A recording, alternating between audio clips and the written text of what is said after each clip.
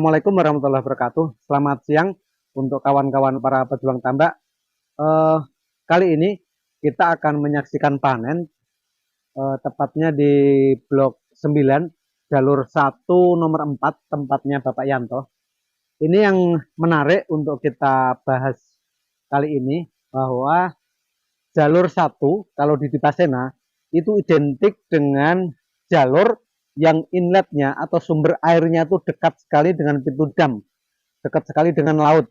Nah, tentunya jalur-jalur yang dekat dengan pintu dam itu pasok airnya itu akan selalu keruh. Jadi di saat air pasang dari laut kemudian ngalir ke main inlet itu airnya keruh, coklat keruh begitu.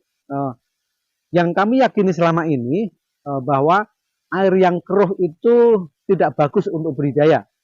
Jadi selama hampir 32 tahun kami berbudidaya, kami selalu meyakini bahwa air keruh itu sangat sulit untuk budidaya. Tapi akhir-akhir ini justru berbalik.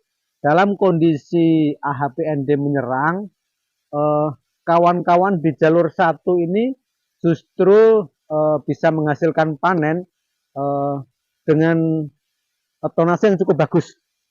Sekitar 1 bulan yang lalu tetangganya Pak Yanto di blok 9 jalur 1 nomor 3 ini justru mampu menghasilkan udang satu petak tambaknya dengan ukuran 2000 meter itu 1,4 ton. Ini sungguh luar biasa dalam kondisi seperti ini. Nah, ini kita saksikan juga tempatnya Pak Yanto ini bisa panen dengan tonase yang cukup lumayan, yaitu 8 kintal 77 kilo. Ini cukup memberikan semangat bagi petambak-petambak Dipasena di musim sulit seperti ini. Masih ada kawan-kawan kita, apalagi di jalur 1 itu mampu berproduksi dengan hasil yang sangat fantastis. Kiat apa saja yang Pak Yanto gunakan dalam periode budidaya ini sehingga beliau dapat panen dengan yang bagus, nanti akan kita saksikan bersama. Untuk kawan-kawan yang baru bergabung dengan channel YouTube kami, silakan untuk like, juga subscribe dan komen agar kami lebih bersemangat untuk mengembangkan channel YouTube ini dan bermanfaat untuk kawan-kawan petambak semuanya. Salam satu Anco.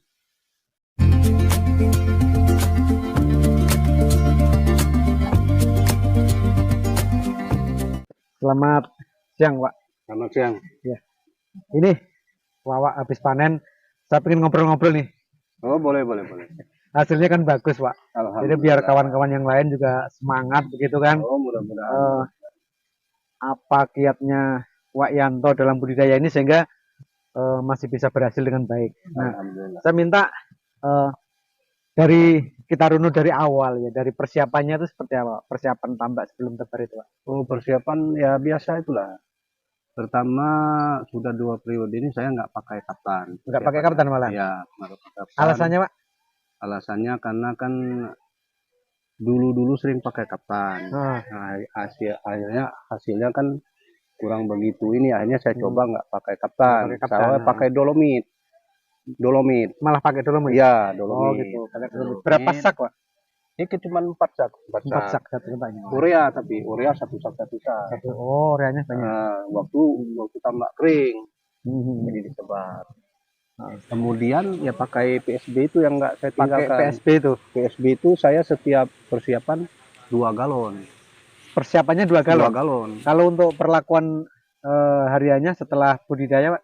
Biasa saya buat pupuk yang saya bilangin tadi, itu ada di fiber itu. Apa saja itu ramuannya? Itu dolomit 4 sak, ya.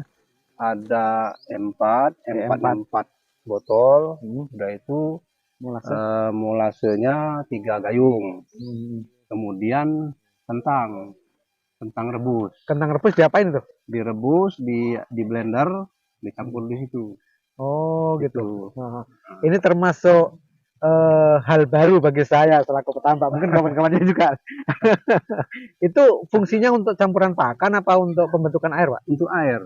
Alhamdulillah sudah 1 periode saya coba bikin itu.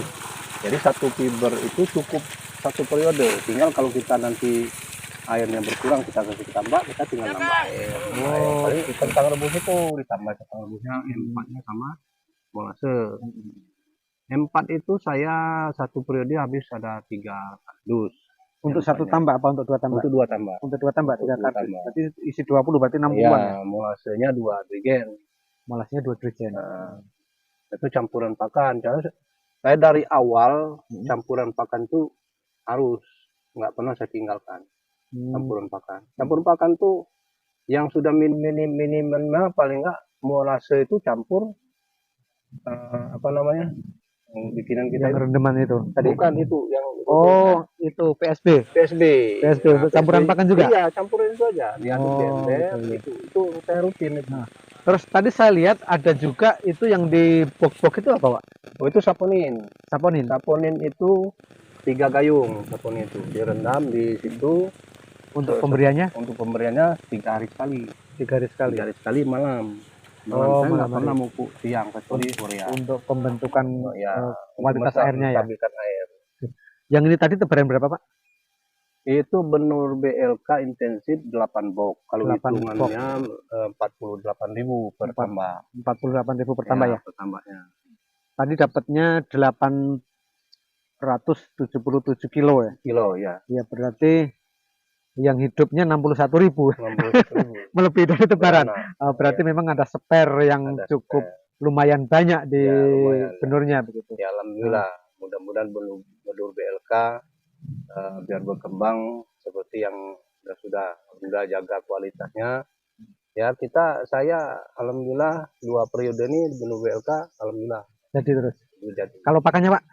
Pakannya pakan Bestari. Pakan Bestari. Dari awal. Bestari Pro ya? Bestari Pro dari awal. Belinya di koperasi. Di koperasi. Okay. Terus ini, Pak, untuk pemberian pakan ini kan cukup lumayan banyak ya, dapat 8 kintal itu. Berapa kali pakan per harinya, Pak? Saya cuma 3 kali.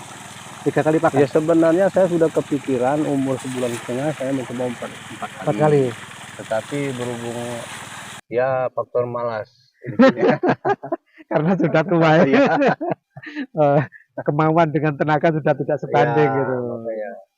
Ya mungkin karena kesibukan yang lain juga. Satu kesibukan, keduanya itu tadi. Nah, faktor banyak kegiatan juga. Kadang-kadang saya sebelum maghrib saya sudah ke masjid.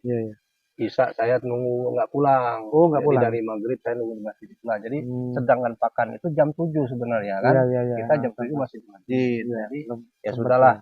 Hanya saya tahu 3 kali. Nah, terus begini, Pak, yang selama ini kita sering obrolkan itu ya kan, Wawa ini kan jalur 1, dekat sekali dengan pintu dam kan. Nah, orang dulu kan selalu berpikir begini, air yang baru masuk itu keruh gitu kan, itu tidak baik untuk budidaya. Nah, bagaimana Wawa mensiasati ini, Pak? Apakah tetap masuk saja di saat keruh? Kalau saya di jalur 1 khusus saya ya. Kalau di awal itu air kan sering drop. Jadi air itu sering bening. Kalau sudah kita perlakukan, kasih obat burung ini masih bening, begitu pasang kencang, air lagi butek-buteknya, saya nyedot. Malah nyedot di air keruh itu ya? Masukin air lumpur. Oh, malah begitu ya? Malah lumpurnya begitu air pasang tuh lumpurnya lumpur bersih sebenarnya. Iya. Malah mineralnya banyak juga kita masukin. Jadi air tuh sama dengan yang di inlet, butek. Iya. Nah, kita kasih perlakuan. Nanti dia alhamdulillah jadi dia. Berarti pemikiran kawan-kawan yang dulu di jalur 1 tuh momok karena airnya keruh baru masuk dari laut itu terpatahkan juga saat ini ya. Alhamdulillah. Ya ini masih ada 1 tambak lagi nih, Pak. Masih ada 1 tambak. Ini pakan tertingginya pernah 10 kilo juga sama sebetulnya. Tapi akhir-akhir ini sampai terakhir kemarin saya pakan tinggal 5 kilo pakannya. Tinggal 5 kilo. Tapi 5 kilo itu saya pakai 4%. Cek 1 jam. Tapi kalau gedenya gedean mana, Pak? Hampir imbang sebenarnya. Hampir imbang. Ya mudah-mudahan obrolan kita ini misalnya nanti dilihat oleh kawan-kawan, bisa memotivasi kawan-kawan, juga menambah semangat ya yang selama ini. Karena HPND itu banyak petambak yang sudah hampir putus asa karena 3 tahun, tapi ternyata masih juga kawan-kawan yang masih bisa sukses. Kemarin alhamdulillah. sebelah Wawa Bang Alan juga kabarnya dapat bagus 1 juga ton itu. Dapat 1 ton 4 kintal ya. 4 kintal. Iya, masih. Itu size 37 sama 33. Ini punya Wawa kalau tadi size-nya 37 kayaknya bisa lumayan, 1,6 juga malah. Tapi kalau menurut saya, setelah saya amati sekarang ini, karena di jalur satu ya di RT 1 lah, yang mencoba air tinggi cuma kami berdua.